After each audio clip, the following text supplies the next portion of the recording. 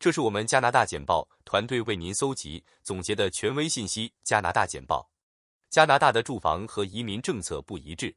加拿大环球邮报：根据麦克唐纳劳里埃研究所的一份报告，加拿大的住房负担能力危机主要是由于各级政府之间的不一致。虽然联邦政府通过移民政策控制人口增长，但建筑政策主要掌握在省和地方政府手中。虽然政府控制住移民水准，但新建筑的规划许可需要数年时间才能获得批准，而市政规划往往在此过程中过时。目前的联邦省协议都没有提到住房，这一事实进一步加剧了这种错位。该报告强调了加拿大人口的持续增长。2012年至2022年期间，加拿大人口平均每年增加42万2千人。与此同时，一项破纪录的移民政策计划在2023年允许46万5千名新的永久居民，2024年允许48万5千名，2025年允许50万名。与此同时，住房竣工在过去50年中停滞不前，2012年至2022年间，平均每年仅建造19万5千套房屋。报告指出，如果没有各级政府的协调政策，加拿大的住房危机只会加剧。他的建议包括政府之间加强沟通以调整政策，以及建设者和政策制定者之间的合作，以支援更成功的结果。温哥华唐人街新的危险：中产阶级化。多伦多星报：温哥华历史悠久的唐人街正面临住潜在的致命破坏，因为中产阶级化。作家梅洛迪·马 （Melody Ma） 说，他认为由于生活成本越来越高，该市的亚洲地区被公认为加拿大的国家遗产，正在失去其独特的文化价值和意义。一些年轻人现在更喜欢吃健康食品，而不是中国美食。人们可能会在任何大城市找到的咖啡馆、高端商店和微型套房正在取代负担得起的杂货店和文化敏感型企业。这可能导致排斥区及世代生活和工作在一起的当地租户发现自己被排除在比自己更富有的人口日益增加的新上涨的房地产价格之外。马说，鉴于1个多世纪前中国移民到加拿大的经历，这种流离失所的问题应该并不陌生。尽管移民与亲属分离，但移民们互相支援，并在面对种族主义的反亚裔骚乱和旨在根除他们的立法时，作为一个坚定的社区团结起来。面对马所说的中产阶级化的暴力和排他性压力，唐人街社区有着悠久的激进主义和团结历史。最近，多代人抗议建在唐人街纪念碑旁的一座新公寓楼，为修建国家铁路的中国劳工和为加拿大而战的中国退伍军人建造的公寓楼。该提案最终被否决，这要归功于社区的集体抵制，将所有人聚集在一起，包括华裔加拿大退伍军人、唐人街青年合作组织、中国文化中心和许多其他人。市长竞选是多伦多黑人选民的历史性机遇。多伦多星报：多伦多即将举行的市长选举对该市的黑人社区至关重要。竞选公职的候选人不需要与市议员或学校董事会竞争，这可以使与这些社区最相关的问题得到关注。由于没有领跑者或知名政治家参选，少数族裔候选人比以前的竞选活动有更大的成功机会。多伦多的黑人人口几乎是1/10，这意味着候选人必须吸引这些选民才能获得选举成功。几位备受瞩目的黑人候选人已经宣布参加选举，包括前自由党议员 Selina Caesar-Chavon 和前市议员 Rob Davis。因此，即将到来的竞选活动很可能会看到所谓的黑人投票的发展。这些选民可能会对选举结果产生重大影响。一些人认为这是对多伦多黑人社区政治成熟度的最大考验。关键问题仍然是多伦多的黑人人口是否会在政治上变得活跃起来，发挥政治家必须认真对待的影响作用。候选人的政策可以帮助决定城市在住房和交通等重要问题上的未来。音乐家寻回签证，美国需要改变调子。加拿大环球邮报：加拿大独立音乐协会首席执行官安德鲁·卡什 （Andrew Cash） 表示，为前往美国的艺术家提议的新签证价格进一步阻碍了加拿大艺术家在该国巡回演出。随着拟议的改变，艺术家的签证预计将提高250%以上。如果他们不相信美国是一个可行的旅游目的地，他们会为艺术家提供更多的机会。成本可能很快超过$4000，新兴艺术家不太可能负担得起。对于更成熟的艺术家来说，成本仍然变得令人望而却步，导致他们将巡演工作集中在欧洲，由于成本较低，市场更容易进入。与美国相比，对于在加拿大巡回演出的美国艺术家来说，进入加拿大几乎没有任何繁文缛节，从而实现了创造力的自由流动。然而，除了纯粹的文化原因外，加拿大有很好的经济理由允许更容易进入。加拿大遗产部长 Emma Withtilda 版权符号 Lenny Jolie 表示，在加拿大制作电影和音乐的公司创造了77亿加元，同时在2016年创造了17万1000个工作岗位。此外，加拿大在美国的展览以及其他国际艺术家的巡回演出，每年为美国经济贡献超过20亿美元。就目前的行业而言，国际艺术家必须在美国巡演前3个月申请适当的签证，希望他能按时处理，并且边境官员给予签证足够的时间前往第一次演出，这大大限制了艺术家的机会。我对取消面对面的公民身份仪式的建议感到震惊。多伦多星报，加拿大政府提议结束面对面的公民身份仪式，转而采用安全的在线解决方案，这引起了公众的批评。公民仪式为那些寻求公民身份的人提供了个人和情感体验，许多人为参加这些活动感到自豪。该仪式使新移民能够与其他新公民一起庆祝，并提供聆听国歌并确认对加拿大的承诺的机会。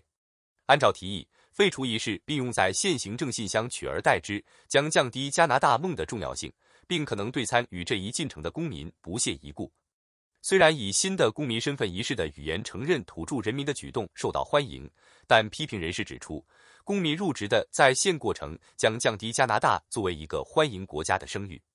此外，仪式提供了在公民生活中必不可少的里程碑，类似于退休或生日。许多这样的人会讲述他们的特殊时刻。有人认为政府正在提议从未来的公民那里获得这种记忆和特殊时刻。加拿大欢迎和接受国家的梦想受到提议的改变，即建立良好的公民身份仪式，这是加拿大声誉的补充。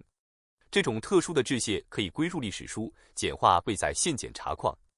该提案的批评者认为，加拿大将通过在线进行的安全仪式欢迎过程来实现其归属目标，这是加拿大梦想的一部分。抗议活动升级后，卡尔加里变装社区在公共图书馆故事时间获得支援。加拿大环球邮报，加拿大卡尔加里 Calgary 的一家公共图书馆举行了抗议活动，反对为儿童开设的变装故事时间计划，这与世界其他地方的类似运动一样。由变装艺人组成的阅读皇室团体已经举办了5年的家庭友好节目，在此之前邀请孩子们穿祝福力堂皇的衣服。图书馆发布了一段视频，记录了3月的一次聚会，其中包括 The Freeze 和 Shane Anu， 他们在视频中为大约24名儿童朗读。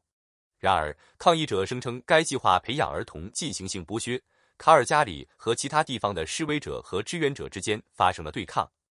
2月份，在抗议者出现在类似活动中之后，一名卡尔加里牧师被指控犯有针对变装社区的仇恨罪。埃德蒙顿麦克尤恩大学性别和青年专家克里斯·威尔斯 （Chris Wells） 将抗议活动与其右翼边缘运动联系起来。他声称该运动回收了有关 r/s LGBTQ+ 社区的刻板印象和错误资讯，将这些想法带到不受监管的在线论坛上。他认为此类运动旨在扭转加拿大在 LGBTQ+ 社区权利方面取得的成果。威尔斯呼吁政界、企业和社会机构中的知名人士谴责此类活动，以使其缺乏支援。在3月的卡尔加里抗议活动中，该计划的支援者举住标语，宣布孩子们喜欢变装和我支持变装，唱流行歌曲，戴住面具和翅膀。抗议活动反映了少数人的担忧，近年来他们在各个国家的人数稳步增长，因为他们相信儿童可能会受到可能将他们转变为非异性恋性行为的影响。该论点的批评者认为这是毫无根据的，代表了限制个人言论自由和 LGBTQ+ 社区平等权利的企图。哈桑·迪亚卜 （Hassan Diab） 审判使加拿大引渡法重新成为人们关注的焦点。加拿大环球邮报，一个议会委员会正在研究加拿大的引渡法，批评该城市不公平，需要改革。批评人士说，法律使法官几乎不可能拒绝将被告送往海外接受指控。目前的城市要求法官下令引渡被告，但法官认为请求引渡的国家提出的案件明显不可靠的案件除外。批评人士说，这几乎是一个不可能通过的测试，已敦促委员会提出修改建议。代表渥太华学者哈桑·迪亚布 （Hassan Diab） 缺席的加拿大律师唐纳德·贝恩 （Donald Bain） 表示，明显不可靠已成为一种防弹测试，一个人无法证明案件记录不能证明引渡是正当的。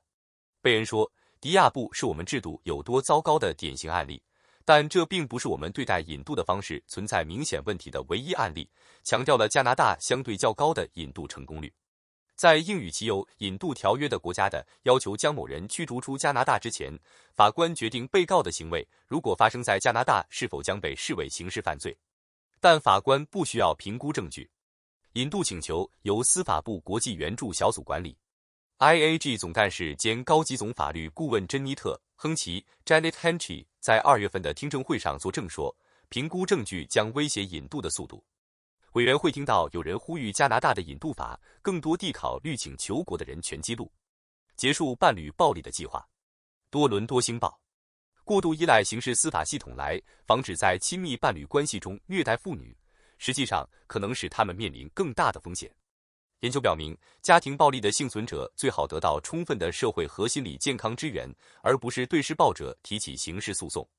重点应是制定一种预防性的全社会方法，为边缘化妇女提供资金，用于安全住房、社会和心理健康服务以及经济安全。预防措施也应纳入小学和中学课程，需要制定早期干预方案，以便在非犯罪强制控制导致全面暴力之前解决其问题。此外，在为有可能使暴力长期存在的人设立24小时热线时，也应考虑肇事者。建议采取此类措施的报告得到了省和联邦政府的支援，但是他们的承诺程度仍不清楚。特鲁多政府表示毫无疑问需要改变，而该省未能解决去年6月提出的86项建议中的29项。这种失败加上亲密伴侣暴力的流行程度表明，迫切需要及时应对，以防止进一步的悲剧发生。我的男朋友破产了，我们应该分手吗？多伦多星报由艾利·泰舍 （Ellie Tasher） 和利希·泰舍 （Lizzie Tasher） 撰写的星报《The Star》的一篇建议专栏建议，如果男友找工作什么都不做，就和男友分手。这位女士说，她经常看到招聘启事，但男朋友从不申请，结果她不得不支付他们一起郊游的费用。她正在考虑与他分手，因为他似乎没有对自己的生活做任何事情。建议专栏敦促该女性决定是否想要一段认真的关系，或者她是否只对性和陪伴感兴趣。该专栏还警告不要做出仓促的决定，并建议该女子与男友交谈，以了解他未来几个月的计划。在另一个问题中，一位妇女问如何告诉她的朋友与她的嫂子闹翻，以便与她和解。这位朋友似乎不想与嫂子见面，因为对女人的忠诚使他相信嫂子会损害他们的关系。建议栏建议女方向朋友解释，嫂子可能希望和解，朋友可能会和他们见面，一起平息事情。最后，一位读者评论了同一专栏在2月下旬发表的一篇关于兄弟姐妹在外表上的竞争的文章。读者同意放弃社会对美的看法的建议，因为它在良好的关系中无关紧要。这位读者补充说，美丽可能是一段关系中的一个消极方面，因为它会带来不必要的关注，并可能使一些人虚荣。数以万计的客户仍然没有电力，因为魁北克水电正在努力完成维修。加拿大 CBC 在上周一场致命的冰雹之后，近39000名魁北克水电客户仍然没有电力，大多属受影响的家庭位于蒙特利尔、拉瓦尔、蒙特雷吉和乌塔维。魁北克水电公司运营和维护副总裁 Regis Tellier 警告说，受损线路的一些剩余维修工作可能要到4月14日才能完成。虽然超过90%的停电现在已经得到解决，但有2人在风暴中丧生，数百人因一氧化碳中毒而接受治疗。一些停车罚单罢工仍在进行中，受影响最严重的区位停放的汽车提供了宽限期，没有罚款问题。风暴停止了公共交通服务并导致学校关闭，当局警告人们不要在室内使用燃料燃烧装置。随着暴风雨过后降雪造成更多问题，加拿大政府正在努力为风暴后的恢复工作提供紧急财政支援。运动可以帮助大脑健康吗？两项相互矛盾的研究告诉我们什么？加拿大环球邮报对运动如何影响大脑功能的彻底分析发现，几乎没有证据支持运动有助于认知能力的说法。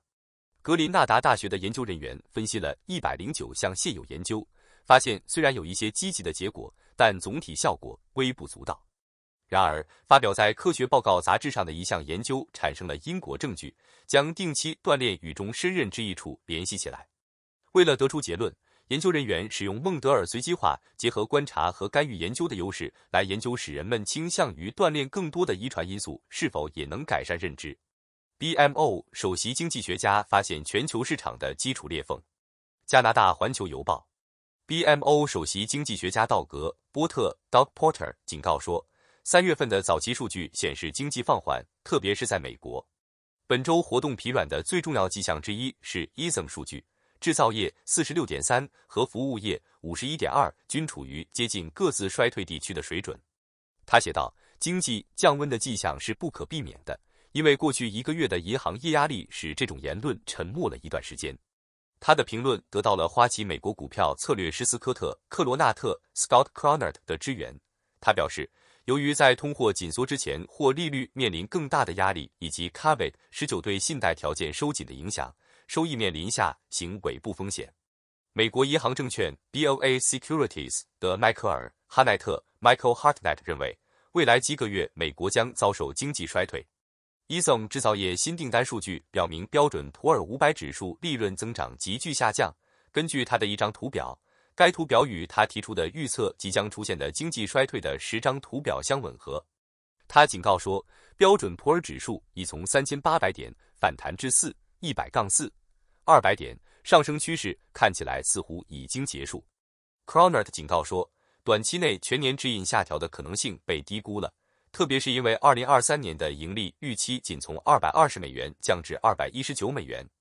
1/3的受访加拿大人33%表示，他们正面临财务压力，并在通胀成本上升中挣扎。捍卫进步民粹主义。加拿大环球邮报。民粹主义被许多评论员批评为对开放和民主社会的威胁，因为维克多·欧尔班和唐纳德·特朗普等威权主义人物的崛起。然而，这些批评将民粹主义的反精英主义情绪与对民主的固有反对混为一谈。民粹主义不是一种意识形态，而是一种政治话语模式，它寻求民众的支援，其基础是政治和社会精英不能很好地为普通民众服务。在加拿大，民粹主义被左翼和右翼政客利用，作为实现民主改革的手段。前萨斯喀彻温省省长汤米·道格拉斯 （Tommy Douglas） 和前不列颠哥伦比亚省省长大夫巴雷特 （Dave Barrett） 都是民粹主义者，他们为影响深远的立法改革而奋斗，这些改革一直持续到今天。加拿大也有右翼民粹主义者的历史，他们将民主改革置于议程的核心。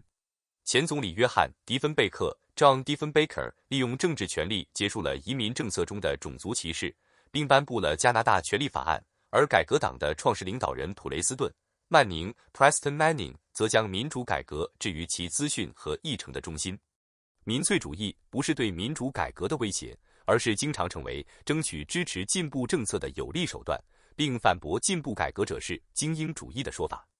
一些进步人士开始重新掌握民粹主义的语言。在美国，乔·拜登总统的重建美国的蓝领蓝图呼吁增加对富人的税收，承诺为被大企业僵化的人挺身而出，并为中产阶级和低收入人群所依赖的福利计划进行了热情的辩护。在英国、澳大利亚和德国，社会民主党人正在呼吁劳动人民承诺重建制造业和随之而来的就业机会。在加拿大，不列颠哥伦比亚省新民主党政府2次当选，承诺为普通人工作，而不是为高层人士工作。在民主人士手中，民粹主义可以成为创造一个更加民主、人道和平等的社会的有力工具。虽然民粹主义正被威权主义右翼用来推进反民主的世界观，但认为民粹主义和民主是天敌，因为他们经常是盟友，这是错误的，而且适得其反。谢谢收看加拿大简报，更多消息请看6度世界。